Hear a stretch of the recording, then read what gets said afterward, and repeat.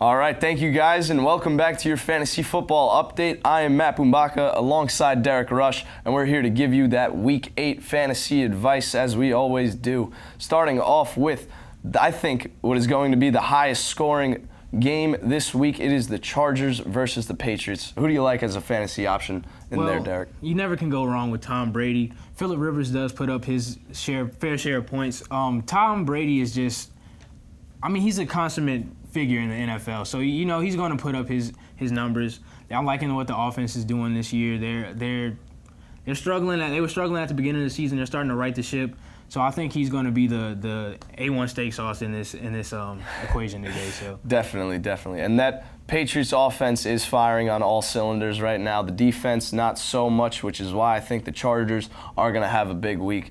All your fantasy-relevant players on both sides of the ball, I expect big weeks from. Melvin Gordon and Keenan Allen on the Chargers side. And for the Patriots, of course, Rob Gronkowski, Gronk, and Brandon Cooks, Chris Hogan, those boys, all maybe even Danny Amendola going to get in. Oh yeah, Gronk's always a factor whenever he's in that fantasy roster. Any of those owners out there that have him, can't go wrong with him. Mm-hmm. Yeah, #1 fantasy tight end year in and year out. Right. So you're gonna look on him for a big week against the Chargers. Moving on, I think the New Orleans Saints at home in the Mercedes Superdome against the Chicago Bears are going to have a big week. Drew Brees will be slinging it as usual. They're at home. Drew Brees is definitely going to be letting it fly today, or not today, but Sunday. And a lot of people aren't thinking about this, but the secondary in Chicago isn't the best, so they're going to be looking for that long ball, especially to tag in. He's a hot route player. They're going to be sending him on those streak routes, a lot of goes, maybe a couple of 5-and-ins. Deep post routes, maybe. Definitely. And that's definitely going to be some big points for any of those owners out there.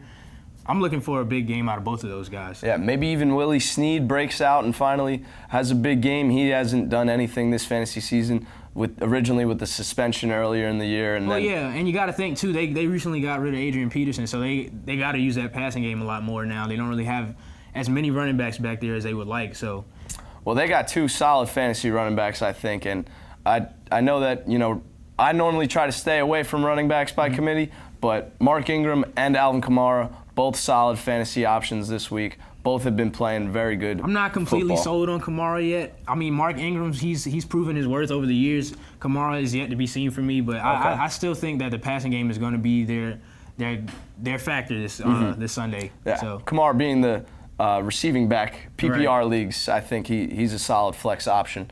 Moving on, we got the Eagles versus the 49ers, and I think that Eagles offense is going to have a great game against that San Francisco 49ers defense. Carson Wentz has been playing like an MVP candidate. It's a great season for him. Yes, this whole season, and I think he's going to be, slinging it deep to those great targets at wide receiver, Nelson Aguilar and Alshon Jeffrey. Well, the hometown hero never seems to disappoint. Alshon Jeffrey, South Carolina's own, great receiver. Ever since he's left Chicago, it seems like his career has just escalated from that point. And Carson Wentz is a bad guy to have, throwing the ball to you.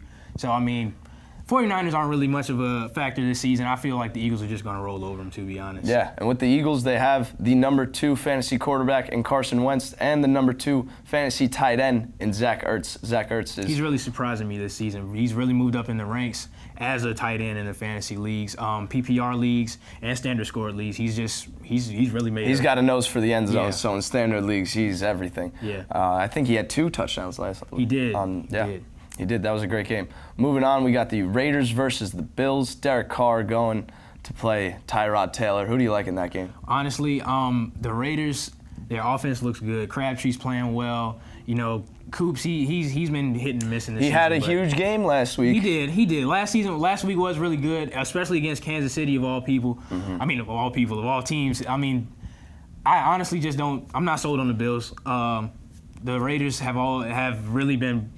They've been improving, kind of bringing back that old Raider era that was, there before our time, obviously. But I think that they'll pull it out this weekend. So yeah, I don't expect Amari Cooper to have the same exact performance that he did last week, but I still expect a solid game from him, and also Michael Crabtree as well. He's really been a streaky receiver these last couple of seasons, but I mean, one can only hope as an owner that has him on their roster that he's just going to carry that momentum over into this weekend.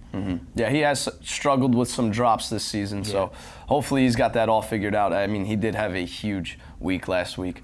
Moving on, we got the Jets versus the Falcons, and I think that Jets defense might hold Falcons offense to a quiet fantasy week. Such a high-flying offense in the Falcons. I mean, they choked last season in the championship, but they're starting to right the ship again this year. They started off a little funky in the beginning of the season, but I'm thinking that they're going to right the ship by week 8 or this week, I guess, and take it on into the finishing point of the season. Excuse me. I don't really foresee the Jets secondary to be able to stop Matty Ice and that Julio Jones connection. It's second to none right now, in my opinion. I mean, Carson Wentz is doing his thing in Philly, but you can't slight that Falcons offensive scheme. Dante Freeman, he's been doing his thing this season. Oh yeah. However, I do think that the Jets are going to rely heavily on Josh McCown coming off a big week last week.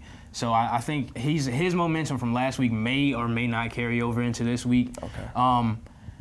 I'm excited for what they're going to do. Brandon Powell's back there to take a little bit of the load off of him. But overall, I'm going to give the Falcons the edge in this weekend's game. So, in PPR leagues, Matt Forte has actually had double-digit fantasy points these past 2 weeks, and I view him as a possible flex play this week. So, if you have him, you might want to consider putting him in your flex. Moving on, I think we're going to go to.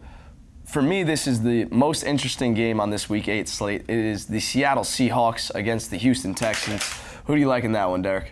Well, in the Houston Texans game, I'm excited, and it's always a good matchup with two great quarterbacks or two running quarterbacks at that. It's always a very good game, very electric game as far as offensive output is concerned. I think that Deshaun Watson is going to get the edge this week, though. He's got one of the top 3 receivers to throw to this weekend in DeAndre Hopkins, and his feet. Golden feet. What can you say about him? He's been running touchdowns all over the league this season. So I'm looking for them to be the edge. They're going to get the edge in this game.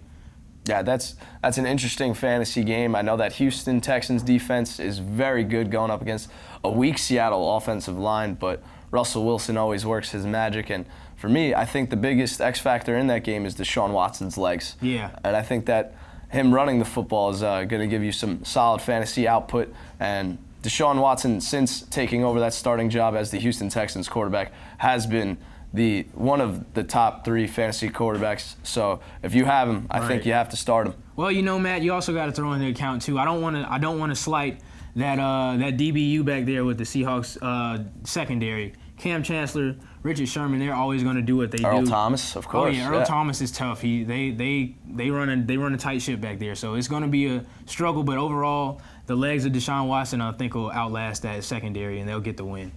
Okay, moving on to the Kansas City Chiefs versus the Denver Broncos. Trevor Siemian has been slumping recently, and I don't really like that Broncos offense going up against the Kansas City Chiefs this week. What about you, Deric? Well, the Broncos haven't really impressed me this season. Kansas City, on the other hand, Alex Smith. I mean, I honestly feel like he's going to be the most improved player this season out of all the players in the league this season. He's just really been doing his thing these last couple of weeks. And I mean, what else can you really say about them? They're a really good team right now. They're rocking and rolling. Yeah, the Chiefs starting off 4-0, have lost 2 straight, but I think they right the ship. And really, the key for them is getting the ball to Kareem Hunt, that rookie running back, who has been amazing and a fantasy bell cow this year. So hopefully, if Hunt gets the right touches, he's going to have a great week. He's really been carrying a load back there in the backfield. Yep. Putting up some really good numbers in fantasy, too. Mm-hmm. Even coming out of the backfield, making catches, making him a great PPR player as well. Now, Deric, who do you like for waiver wire pickups this week? Well, my number 1 waiver wire would have been Josh McCown that I mentioned earlier. Mm-hmm. The Jets, they're going to be looking to give the Falcons a run for their money this weekend. However, I mean, even though I don't foresee them winning, I think Josh McCown will put up some big points. Also, a lot of teams aren't really paying attention to the fact, or a lot of owners aren't really paying attention to the fact that the Bengals and the Colts are playing this weekend. The Bengals defense is looking to really come up on an easy win. and Yeah. he's not really doing too much offensively. I think that's going to be a really good sleeper, as well as Ted Ginn in New Orleans. Kind of a streaky receiver, but that long ball is going to be in full effect this weekend. Chicago's not really a secondary strong defense, so I think those are going to be some good waiver wire pickups. If you haven't had them on your roster already this season, I think those would be some good additions. Yeah, some great big names on the waiver wire. Aaron Jones, Green Bay running back. If you haven't picked him up already, you definitely should. Wow. And I would like to play in your league as well if he still is available. He's running the ball great up in Green Bay. Looking at the Cincinnati Bengals-Colts game, I think that Andy Dalton is actually going to have a big game against that Colts defense, and Red A.J. Rocket. Green as well. The Red Rocket. Yeah, the Red Rocket. So hopefully the Bengals have a big week, and I think that this might be the week that rookie running back Joe Mixon finally breaks out and has a solid fantasy performance. He gets the touches. He has the volume of an RB1. I think that he's a possible flex play this week if you have him against that Colts defense. I think honestly, the determining factor, is going to be that offensive line that the Bengals has. Like I said before, they kind of hit and miss, but I honestly think that